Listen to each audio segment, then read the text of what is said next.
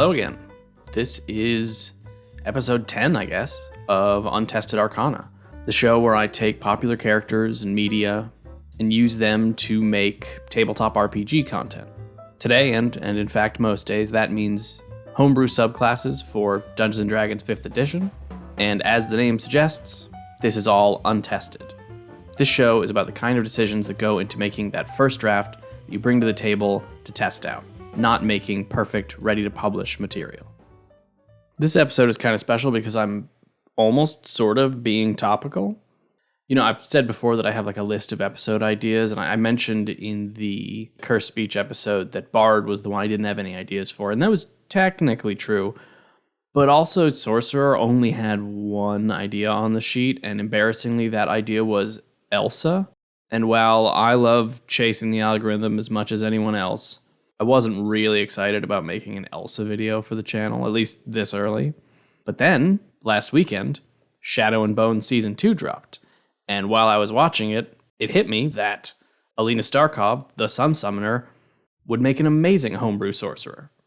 Now, if you are familiar with all of the sorcerer subclasses, the obvious thing that jumps to mind is like, she's just a Divine Soul sorcerer. And yeah, you're right. The issue is that the Divine Soul Sorcerer is a healing and support subclass. And I'm not just saying that because it gets the Cleric spell list, which has a lot of healing support, because that's not fair. Clerics can do other things. The actual reason is that almost none of the features you get from Divine Soul are offensive. And so while you definitely could play a really fun Sun Summoner with Divine Soul, I don't know that it would have the kind of raw, elemental, burning power that you see her have in Shadow and Bone. So let me walk you through the subclass I made and the decisions I made in designing it. Starting with the description. Some assume that to be blessed with a luminous heart, one must have a connection to the divine, but this is rarely true. In most cases, your power appears not as divinity, but as purification, gathering the chaotic energies of the multiverse and expressing them in their simplest, most radiant form. Light itself bends to your will, making you a beacon to those around you, and sorcerers blessed with this power often feel an innate desire to seek out and banish darkness wherever it is found. I've mentioned this a few times, but I'm always fascinated by the kind of grouping names for subclasses. Sorcerer's origins don't have like a set pattern. 2 of them are souls, 2 of them just have the word magic after them. There's Aberrant Mind, Draconic Bloodline, Storm Sorcery. I wanted to go with another word that felt internal, connected to the very core of your being, but also something that had a kind of positive spin to it. So Luminous Heart, to me, reads very, I could say romantic, but really just positive. And I think fits well with the flavor of the Sun Summoner being this exalted religious figure. At the same time, I wanted to set it apart from Divine Soul for more than just mechanical reasons, and so I kind of name-dropped, well, at least mentioned that it's not divinity, or that it's usually not divinity. So let's just see what the first level features are for the Luminous Heart. The first is Luminous Magic. You learn additional spells when you reach certain levels in this class, as shown on the Luminous Spells table. Each of these spells counts as a sorcerer spell for you, but it doesn't count against the number of sorcerer spells you know. First level, you learn Fairy Fire and Guiding Bolt. At 3rd, Continual Flame and Moonbeam. At 5th level, Daylight and Spirit Guardians, though radiant damage only. At 7th, Guardian of Faith and Locate Creature. And at 9th, Flame Strike and Scrying. Now, adding a spell table to a sorcerer subclass is not standard, but recently, they've started to add subclass lists. And you'll see a lot of people who make homebrew do this as well. And so you can see that I've basically grabbed all of the best radiant spells from the basic rules. I want to point that out again. To make this OGL legal, these are from the basic rules. If you're thinking, why not this really good radiant spell? Go check. It's probably not from the basic rules. Now I realize that Locate Creature and Scrying aren't immediately obvious. They might be a bit of a stretch. But I kind of wanted to have the flavor of those moments in the show when she sort of Force Dream connects with the bad guy. And I felt like you could kind of get away with flavoring it as light to be looking beyond oneself and finding things visually. Moving on from this, we get the more unique first level feature, which is Dazzling and Dangerous. Starting at first level, even your simplest magic is dangerously bright. You learn the Dancing Lights cantrip, which doesn't count against the number of sorcerer cantrips you know. When you cast this spell, the lights shed bright light in a 10-foot radius and dim light for an additional 10 feet. The lights do not need to stay within 20 feet of another light created by this spell. In addition, while you are concentrating on this spell, you can use a bonus action to hurl a light toward one creature or object within 60 feet of the light. Make a ranged spell attack. On a hit, the light deals 1d8 radiant damage. Whether you hit or miss, the light winks out. The spell ends early if you expend the last light. When you reach 5th level in this class, you can hurl 2 lights with the same bonus action, making a separate attack roll for each. These attacks can be aimed at the same target or different ones. At 11th level, you can hurl 3 lights, and at 17th, you can hurl 4. So this was a very silly idea that came to me early on. This was basically the first idea I had, which was, well, the perfect spell for this character is Crown of Stars. But that's not in the basic rules, and it's beyond 5th level, so I can't really give it to you in a standard spell table. And I kind of want you to do it like all the time, which is just not reasonable for, I think it's a 7th level spell? Yeah, 7th level. But in the show, we see Alina constantly making these little tiny orbs and then throwing them and doing damage. And so I thought, well, how can I just give you Crown of Stars as a class feature and have it start at first level? And the answer is tie it to the Dancing Lights cantrip. And to increase the damage, instead of just like scaling it up, 2d8, 3d8, 4d8, I basically make it into Eldritch Blast. Like, I'm going to guess that most people who take a light-themed cantrip take light, or even, honestly, like, produce flame before they take Dancing Lights. And I've always liked Dancing Lights, and it's lame that it's concentration, but I want to make it worth concentrating on. And so having a way to use your bonus action every turn, which not a lot of sorcerers get, makes it a great choice. You should be casting this all the time. And so now we move on to the 6th level, and before I get into this, I want to mention that if you look at sorcerer subclasses, it's actually not uncommon to get 2 features at 6th level instead of just 1. That's pretty unusual in other classes. Usually multiple features are at the first level of the subclass, whether that's 1, 2, or 3. Sorcerer subclasses seem to have a weird habit of doing 2 features at 6. I can't really explain why, but I'm certainly willing to take advantage of it. And so our first 6th level feature is Radiant Adept. By 6th level, you shine brighter than ever before. You gain resistance to radiant damage, and when you roll damage for a sorcerer spell you cast that deals radiant damage, you can treat any 1 on a damage die as a 2. Not much to say here. It's even in the name. This is Elemental Adept, but for radiant. It's a little different, gives you resistance, which is common. Several Sorcerous Origins get a resistance at 6th level. And Elemental Adept also lets you ignore resistances. This doesn't do that, but this just kind of pushes your radiant damage upward. And you're going to see this is basically all that this subclass really does. It just does radiant damage and does more and more and more and more. And this is like a low-level way to just subtly make you a little stronger. The other 6th level feature ties in with this really well, and it's called Purified Chaos. Also at 6th level, the power of your light can purify the chaotic energies of the world. You gain a new metamagic option unique to your origin. Luminous Spell. When you cast a spell that deals fire or lightning damage, you can spend 1 sorcery point to change that damage type to radiant. Again, I'm just stealing from other things.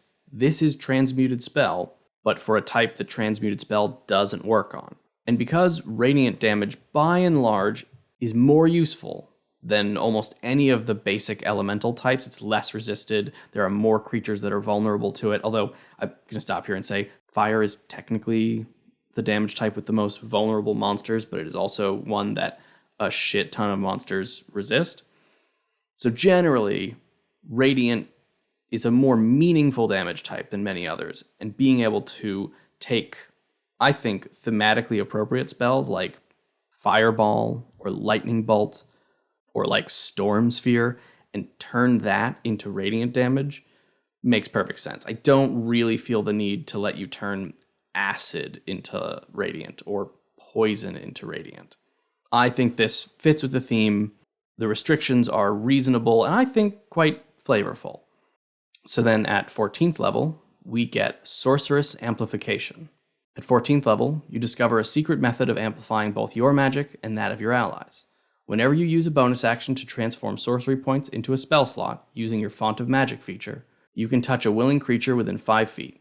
If that creature is capable of casting spells using spell slots, you can cause them to regain the spell slot instead of you. In the same way, when you use a bonus action to convert a spell slot into sorcery points, you can touch a willing creature within 5 feet. If that creature is capable of casting spells and has an unused spell slot, you can expend their spell slot instead of yours to regain sorcery points. So this is probably the weirdest thing in this subclass and the one that is the most likely to have to go after playtesting. Like amplification, even person-to-person amplification, is a big element in the show. But it kind of feels like if you wanted that to be an element of your game, that probably needs like a whole system for harvesting monster parts and turning them into amplifiers. Or frankly, this gets into a discussion of like, should you even try to simulate Shadow and Bone with D&D? Is it really the right system for that? Could it maybe use a more bespoke system that breaks down magic the way that the Grishaverse breaks down magic? So I didn't want to deal with any of those questions. And so I just kind of took the name Amplification, grabbed one of the iconic features of Sorcerer, which is burning points for spells and spells for points, and just let you share that ability, sort of, with other people. So you could use this to be an amplifier yourself, to give up your sorcery points to refuel the magic of those around you. That makes you a support character. Or maybe you've got a cleric in the party who is mostly melee and doesn't really need spell slots, and they're your amplifier. They are constantly dropping in, feeding you a spell slot so that you can push your radiant magic even further.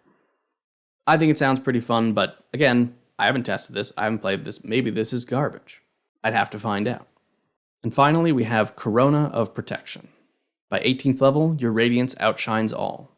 You have immunity to radiant damage, and spells you cast ignore resistance to radiant damage. You also gain a new benefit to your Dancing Lights cantrip. Creatures of your choice within the bright light shed by your lights have resistance to necrotic damage.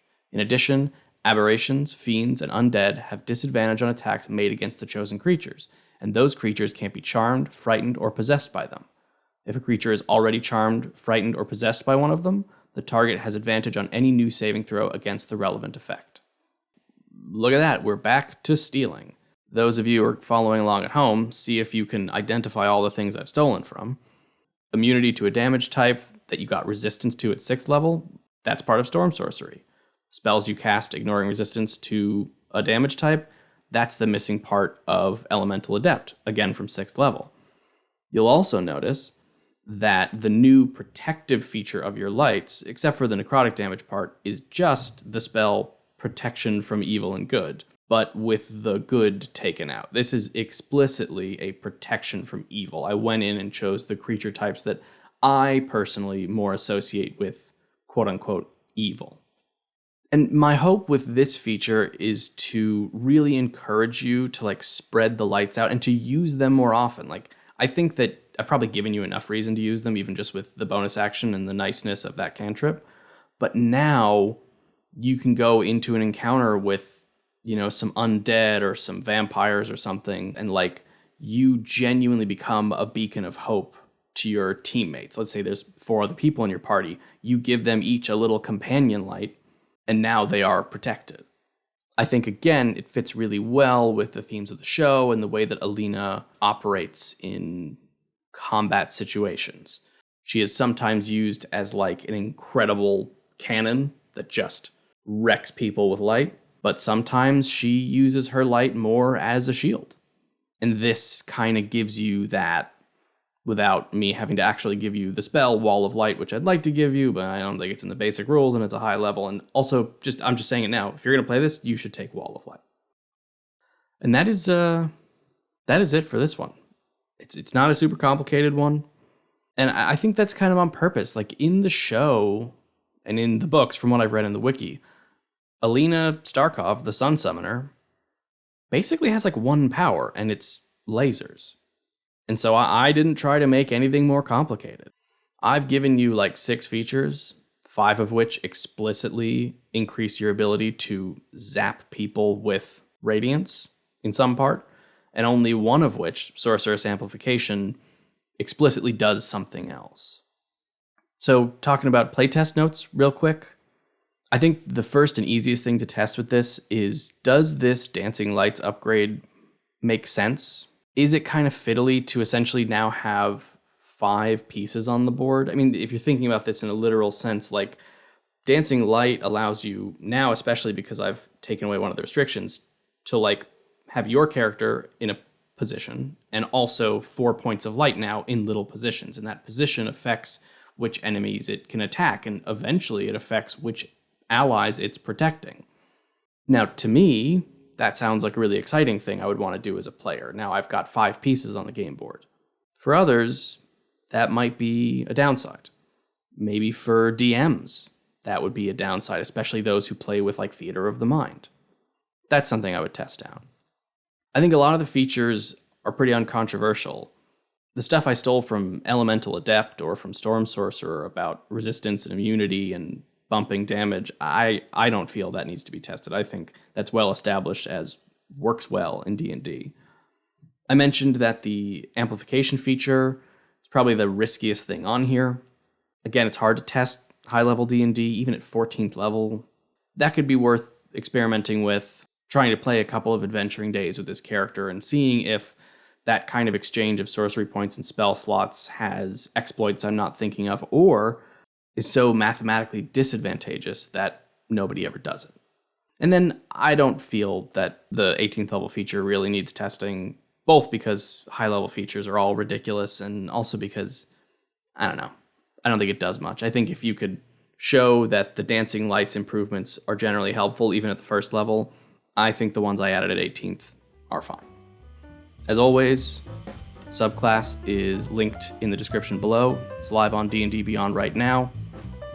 You can test it out if you want, or just, I don't know, make a character for fun and dick around with it. I'm glad to be back doing the 5e videos after last week, where I made a super different video, which, by the way, if you're watching this, you should check that out. I'm going to experiment, see if I can get it in a card or something, but yeah, I'm going to be trying to design just an entire tabletop RPG from scratch, bring you along in the process, and hopefully help other people learn how to do this.